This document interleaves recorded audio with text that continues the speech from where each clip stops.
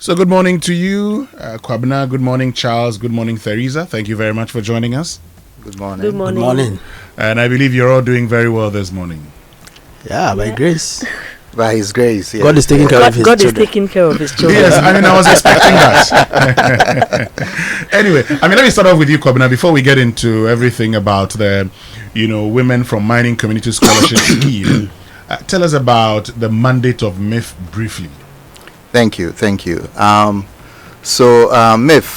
which is the Minerals Income Investment Fund, was set up by statute in 2018 through the enactment of Act 978 to primarily be the vehicle to hold government equities interest, the Republic's equity interest in mining companies, and that's number one. And number two, to be the recipient of royalties and related income from mining operations, and three, to basically provide for the management and investment of assets of the fund.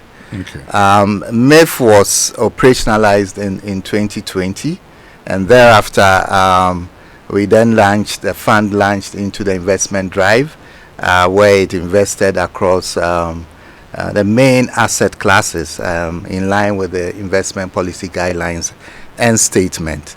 So the fund invested in equities, the alternative investment asset class, and a fixed income category as well. Okay. So you could see MIIF as the foremost investment arm of the government of Ghana, focusing primarily on investment opportunities along the entire mining value chain.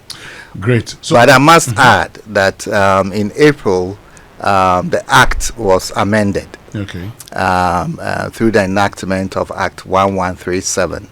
And with that amendment, we are no longer, the fund no longer holds government's equity interest and is no longer a recipient of the royalty flows. But the source of our investable capital and OPEX still come from the royalty flows from mining operations. Great. So let's talk about the Women from Mining Community Scholarship Award Scheme. What inspired that, Kwabena? Well, so the Women from Mining Community Scholarship Scheme, WCOM, was designed as a corporate social responsibility initiative by MIIF to primarily provide opportunities for women, young women, from mining communities or the host communities. And the idea really is, if you look at STEM education and by extension practice, it has predominantly been a male-dominated enclave. And so what MIIF sought to do by rolling out this initiative is essentially to provide a platform for women to pursue STEM education in UMaT, so that at least they can contribute positively to society. That's great. So let's get to the chairperson of the scheme, Theresa. Briefly tell us, what has happened since so far, since you started this scholarship scheme. Thank you very much, and good morning to all your listeners. Just to add to what Mr. Bannon said, I just want to add something before I respond to your question. In addition to the formation of this whole thing, a steering committee was also established, and the steering committee is made up of staff within the fund and from the University of Mines and Technology. And so basically to say that it's not just managed by the team at MIIF. It was just to add to what he said earlier. And I'm coming back to your question. What has happened so far? So the fund was, the scholarship was launched in June 2024. We had 2 windows so far in terms of application. And we had the continuing students and then the fresh students. For the continuing students, at the end of the application, we received 139 applications, and 41 students were awarded the scholarship based on the criteria that we set in the application process. Okay, what's that criteria that you set? Okay, so the criteria, I'm coming to that. So basically, you must be a Ghanaian. Mm-hmm. You must be a Ghanaian. You must come from a mining community. Okay. You must not already be on a full scholarship, obviously from another entity. You must be of very good conduct. Yes, good conduct is relative, but the evidence will show from the school that from UMaT basically. You must be a continuing student with a minimum CWA of 70%. Okay. If you are a fresh student, you must have an aggregate of 18, and then you must demonstrate financial need. Okay. It's very critical. So there's a statement of purpose that you must attach to your application process, showing clearly why you merit the scholarship. Okay. So this is the process. Great. And I mean, you've talked about the continuing students. How about the fresh students? How many applied? How many got it? Okay, so that's a very good. So the fresh students, we had at the end of the application process, we had 104 that applied, and then 45 were selected. Oh, okay. Yes. Great. Yes, And how is this helping them? I mean, for these students, how has the scheme helped them so far? We believe that the scholarship is easing the financial burden of female students from the mining communities, number one, and also motivating others to consider STEM education. Okay. You know, the second thing is that from inception, as I said earlier, a total of 86 female students have been awarded the scholarship.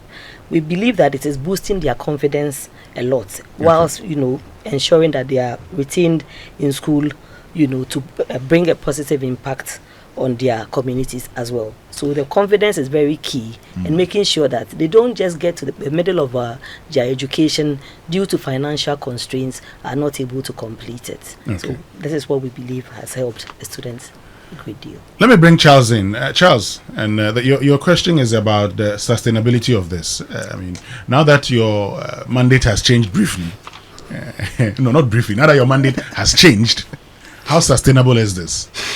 Thank you very much, Winston. So, like Mr. Bannon said, this thing was started last year, and the first question our new boss asked was, how would this thing be sustainable? Although there's a dedicated funding for it, so how would this thing be sustainable?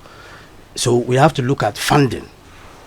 So there are three major things around this funding sustainability issues. First is the funding mix. Okay. So she said, look, corporate institutions have corporate social responsibility funds. So let's tap into it, because this is all for a good cause.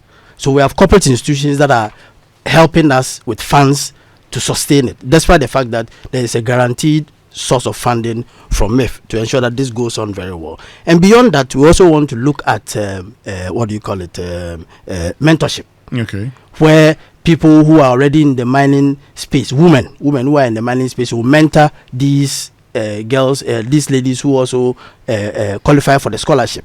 And then finally, we want to look at return on investment. Return on investment being the alumni, when they finish school, they must also pay back to their communities. Okay. You also help your communities. So all these things are geared towards what? Sustaining this WCOM scholarship scheme. Great, I like that. But I'm told there's something happening on Tuesday, the 16th of September. What's that? Yes. So this is the opportunity for us to go to UMaT Takwa to present formally the scholarship awards to the students. As in those who have the 45 students. Yes. Oh, the fresh ones. The fresh ones. Okay. The fresh students, the 45. So that will be done on the 16th of September. That is Tuesday, and the event will officially recognize the students, like I said, and provide visibility for the program, and also highlight MIIF's commitment to empowering women in mining communities. We want to the corporate institutions to also see what is happening, and then so that when we go to them for funds, they can also support. So it's a positive thing that our CEO has done, and we are very happy about it because it will help sustain the fund. Great. Any partners that you want to acknowledge before we wrap it all up? Yes. So for this first time that we've opened it up for corporate institutions to help, we are very, very grateful to OmniBSIC Bank. Very, very grateful to OmniBSIC Bank, Access Bank, Zenith Bank, First Atlantic Bank, First Bank, and then Kivo. Okay. Kivo, Kivo Gary, and listen. No, I like the pepper. The Kivo pepper and all. Yes. Kivo, we are very grateful to all these institutions, and we hope that from next year when we open it up again, more corporate institutions will join. Awesome. I'll give the final word to you, Teresa. Finally. Okay, so just to add to what Charles said, the program currently is only the students at the University of Mines and Technology. However, based on the intervention and the advice from our CEO, it's going to be extended to the KNUST going forward. My advice to female students, finally, is that they must believe in themselves. They can do it. They must take advantage of the opportunities like the WCOM scholarship. Again, yes, STEM may be challenging and traditionally male-dominated, as was said by Mr. Bannon, but with determination, resilience, and focus, they can excel and become change makers in their various communities. Lastly, I believe strongly that education is a powerful tool. That everyone must use it to break barriers and also to create impact. Thank you very much. Thank you very much.